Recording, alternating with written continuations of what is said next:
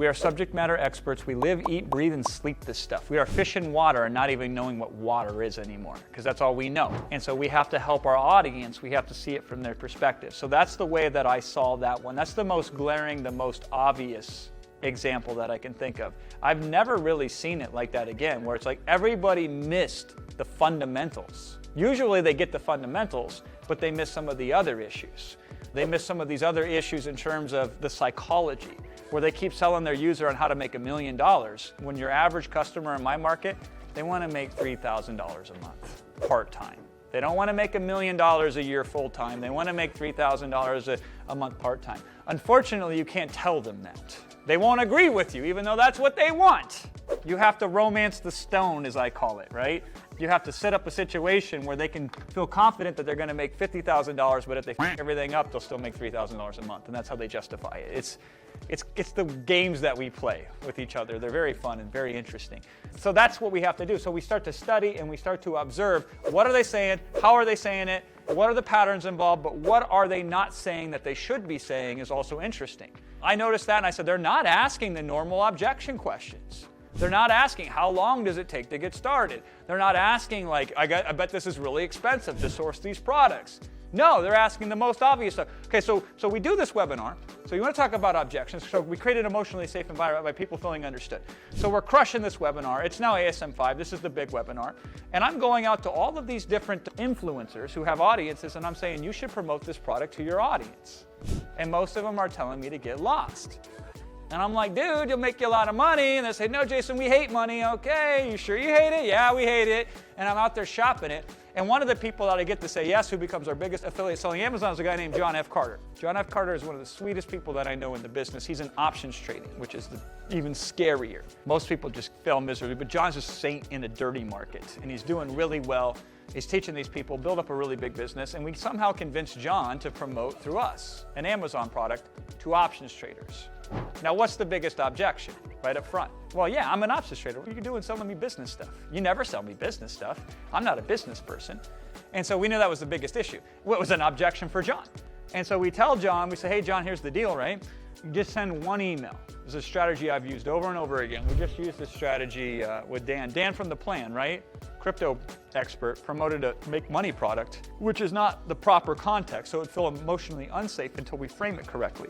He says, listen, I don't normally do this. I'm only going to tell you this once. If you want to know anything more, you're going to have to click on this link. Otherwise, I will never mention this again. It was just something that came up that I thought would be interesting to you if X. And so we sent this out to 55,000 people. We had 5,000 people click on it.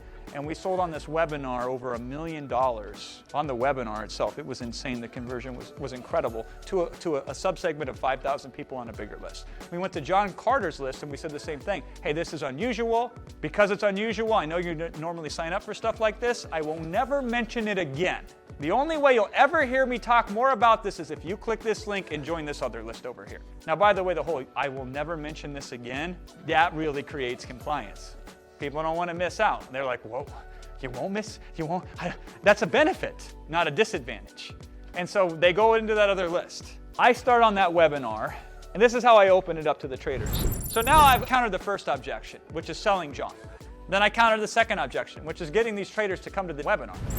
Now they're on the webinar, and by the way, the whole copy was changed. The landing page was changed, the registration copy to get them on the webinar, everything was contextually designed for John. They get on the webinar, and I say, after John introduces me, I say, listen, I'm going to ask you a question. Would you ever go into a market where you could only buy and never sell? And they say, no, Jason, I wouldn't do that. I said, well, okay, let me just be very clear here then. You're telling me you would never go into a market where you could only buy and never sell. And they're like, no, Jason, I said I wouldn't. I said, why wouldn't you? Are you serious? You wouldn't go into a market where you could only buy and never sell? They're like, of course we'd never do that. Well, why wouldn't you do that? Because we couldn't make any money that way. We'd only lose money. I say, oh, interesting. Now here's a question to you. Who here shops on Amazon? Everybody's like, I do. Oh, you're in a market where you can only buy and you never sell, which is kind of funny because over 50% of sales in Amazon come from third-party sellers, people like you and me. And they're like, what? Now they're interested because I talk to it in their terms, their language, their model of reality. They say, okay, you got my attention. Now I'm intrigued. The number one objection we had on that webinar, which was the most successful webinar out of all the partners that we put the Amazon opportunity in front of, was this. Do I need a business entity to get started because they were non-business people. Nobody else had that objection. They had that objection. We're like, oh, that's an easy one. Will and I were on this call, and it kept coming up like 50 times in a row. We're like, God damn it, we got to put this in the formal presentation. We got to counteract this sooner. But it was such an easy objection that it didn't matter. Do I need a business entity? If I could answer that question for you, would you buy the course right now? Yes, I would. Okay, the answer is no, you don't need one. You could start with one and you could create one later. It don't matter, it's all in the course. What matters is you know how to sell on Amazon, which is what we provide, and we get this bonus, we get that one. You'll see it in the handout there. I literally, because I take it to the next level. I got John to buy the course. Because I said, John, here's the number one problem they're going to have is they're going to think you're hustling this just to make money. So I got to sell you on the concept of doing this. And he's like, okay, what do you mean? I go, really, this business can be run. So if you buy this course and you have somebody run it for you, whether it's your kids, whether it's your family, I don't care. You need to buy this course before we get on this webinar. So I sold him a $5,000 course. And then we took the receipt of that course and I put it in a slide.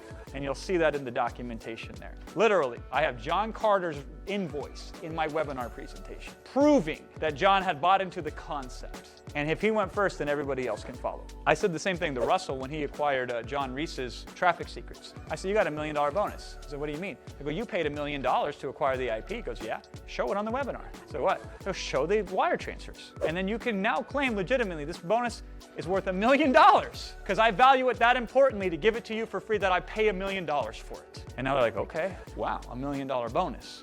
Now I get it. But we create that out of the sense of understanding somebody and speaking it in their language and demonstrating to that, creating an environment where they can feel emotionally safe. So a trader can't fathom the idea of starting a business. It doesn't compute to them. It feels wrong. How do we make it feel right? How do we make it feel okay? If somebody has failed 100 times and they feel like what they're doing is not correct, how do we show them that it's okay for it to be correct? How do we know them better than they know themselves? Here's another way that you learn this stuff. Lead with value constantly. So not only do we do our spy tools, and not only do we study the market and look for that soft data points, what are they saying, what are they not saying? Here's the thing, you get reciprocation. I'm always out there trying to help people. I'm always out there trying to empower people, whether there's a sale at the end or not, whether there's money to be made or not. If you look at my emails, you will see they're generally longer than most people.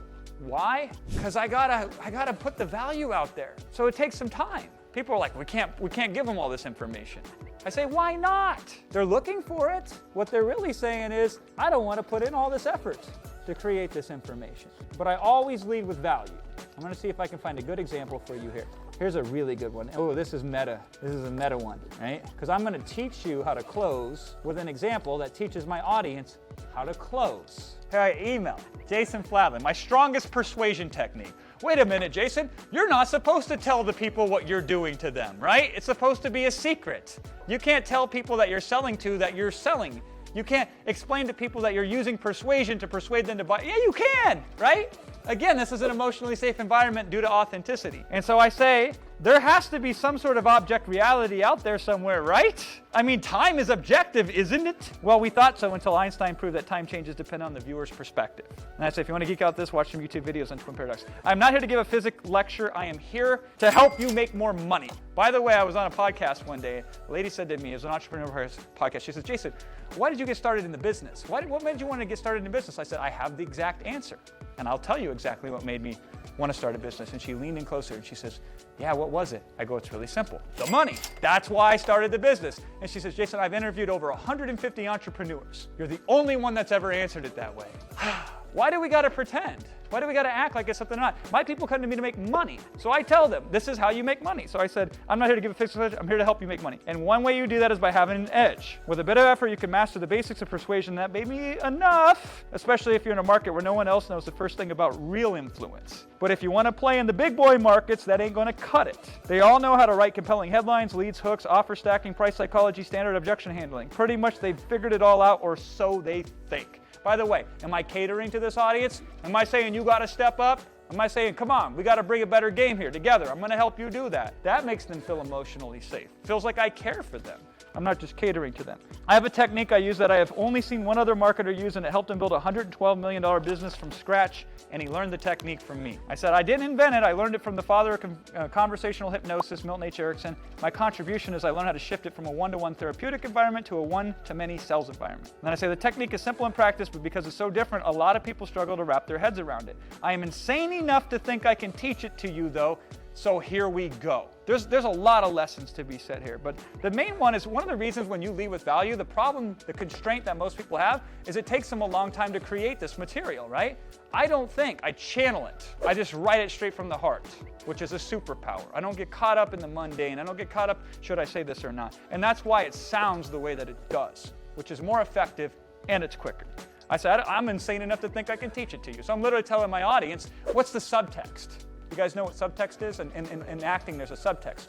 What is being communicated in the scene that isn't being said in dialogue? The subtext, the emotional, safe environment that I'm creating here, the subtext says other people are afraid to help you because they think it's too hard for you, and I'm going to try it anyway. Do you see how that creates an emotionally safe environment? They say, oh, wow, okay.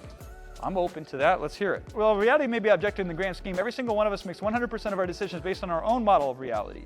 Note the universal language qualifier here. I used every. There's almost never a time you can legitimately make a statement with words like every, all, none, never, always, etc. This is the exception. And then I go on and explain a little bit. I demonstrated this technique so eloquently on a recent webinar I did where we promoted an Amazon training program. My affiliate Triad and I are calling it the Gene Close. Here's how it started. And then Gene, this is a screenshot from the chat in a webinar. Gene says, well, I'm 90% sold right now, but I'm going to need to think about it a little bit. $997 is a big investment for me right now. By the way, it's 3 installments of $997, but he's only looking at it as 1. Interesting, huh? I said, when I saw this comment, I became instantly curious to what Gene's model of reality was for making or not making this investment. So I asked, how will you know when you're done thinking about it? Gene says, I'm going to think it over. I asked him, how will you know when you're done thinking it over? And then I go on and hype up how wonderful and amazing that question is, blah, blah, blah. And then basically, I said, Gene doesn't know the answer because Gene's brain hasn't gone past step 1. With some digging, I discover he really wants to feel confident that buying is the right decision. So I asked him, how do you know when you're confident? His answer, I guess when I start making money. Now, this is interesting. The question to you, okay? So here's Gene's model of reality. Gene's model of reality is, Gene says, hey, listen, I'm thinking about buying, so what's a thinking symbol? How do we draw like thinking over here? Like, yeah, he's got question marks over his head. Thinking about buying, thinking about spending the money here, right? But I'm not sure. I need more time to think it over before I decide yes or no. And I say to him, how will you know when you've thought it over long enough? Some variation of that. How will you know when to stop thinking and decide? What he really says is, well, I'm just not sure if it's the right thing for me to not. So this isn't even the issue. The issue isn't thinking it over. So the issue isn't time to think it. The real issue is actually what? It's I want to make a confident decision. And there's variations of how we could label that. Is it a confident decision? Is it the right decision? Do they want to make the correct decision? I don't know, whatever. I'm using his language because he's a confident decision. So I said, how do you know when you make confident decisions? And he says, well, in this case, when I make money. Do you see the inherent problem with this logic, with this model of reality? It's impossible to do. So you need to make money to feel confident. In order to make money, you need to buy the course. But in order to buy the course, you need to make money first from the course which you haven't bought. It's illogical. It doesn't work. It doesn't play. It doesn't compute. This is why it's called impoverished models of reality. They will not work. So how do we collapse this model of reality? How do we get him to break this limiting belief and set up a new one? This is hard, okay? So let's see how I did it in practice, not in theory. Gene says, I guess when I start making money. I said, yes! I couldn't have asked for a better response.